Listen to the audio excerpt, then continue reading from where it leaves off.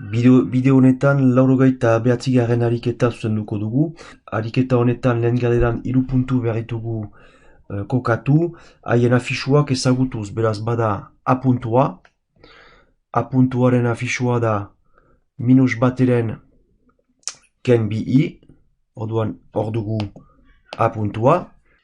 Eta gero ZB da bat gehi bi i, beraz B puntua kokatzen dugu, afixua da bat gehi bi i, gero Zaren afixua da zazpiren gehi sei i, hor dugu C puntua, eta bon, iduritzen zaigu lerrokatuak direla, eta frogatuko dugu.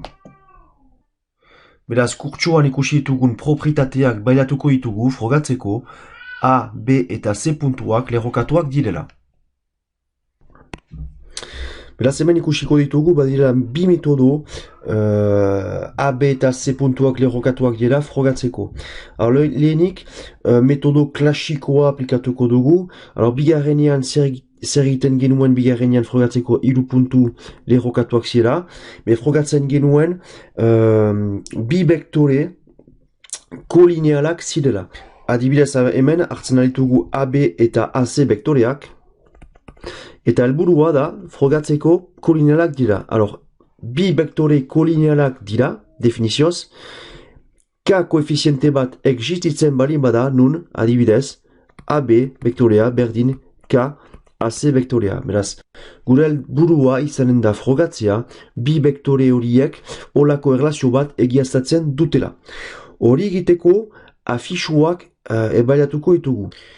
Eta hori egiteko frogatuko dugu A, B eta Zren C puntuen afixuak erlazio hau frogatzen dutela. Orduan, aski dugu A, B vektorearen afixua kalkulatzea, eta ere AC vektorearen afixua. Orduan, AB vektorearen afixua zeta azpi AB vektorea idazten dena, kalkulatzen da ZB ken ZA eginez. Hots hemen ZB da bat gehi bi i, ken ZA minus bateren ken bi i. Orduan bukaeran lortzen dugu bat gehi bi i gehi bateren gehi bi i, orduan laueren gehi lau i. Gisa beraz ZAC kalkulatzen dugu, ZAC da ZC ken ZA, hemen da zazpieren gehi sei i ken minus bateren ken bi i, orduan zazpieren gehi sei i gehi bateren gehi bi i, eta lortzen dugu sortzi eren gehi sortzi i.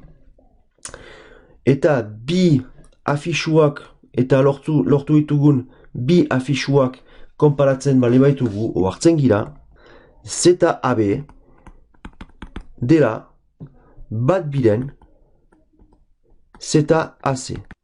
Orduan, AB eta AC vektorean afixuek egiaztatzen duten erlazioa, ber erlazioa egiaztatzen dute vektoreak. Orduan erraiten aldugu AB vektorea dela bat biren AC vektorea. Egan nahi duena, AB eta AC vektoreak kolinealak direla, eta ondorioz, A, B eta C lerrokatuak dira. Izaten da metodo bat 3 puntu lerrokatuak dira frogatzeko. Beste metodo bat aplikatuko dugu orain. Kurtsuan ikusi dugun bezala, 3 puntu lerrokatuak dira frogatzeko, bi vektoreek osatzen duten angelu bat neurtzen aldugu. Adibidez hemen neurtzen aldugu, kalkulatzen aldugu AB AC angelua, eta hemen irudiaren arabera, normalki angelu honen neurri bat 0 izan behar da. Beraz, frogatuko dugu AB AC angeluak 0 neurtzen duela. Orduan, ABAC angelua kalkulatzen dugu. Kurtsoaren formularen arabera angelu hau kalkulatzeko argumentu bat kalkulatu behar dugu, eta zein argumentu.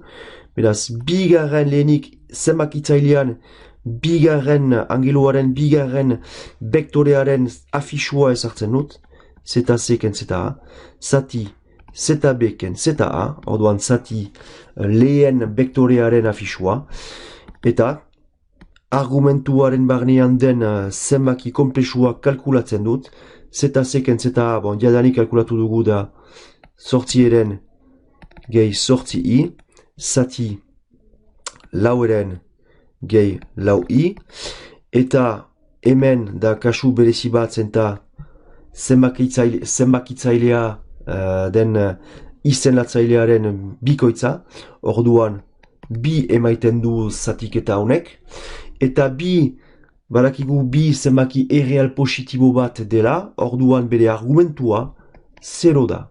Beraz, AB, AC angeluak 0 balio du, horrek eran du, AB eta AC kolinealak direla ere.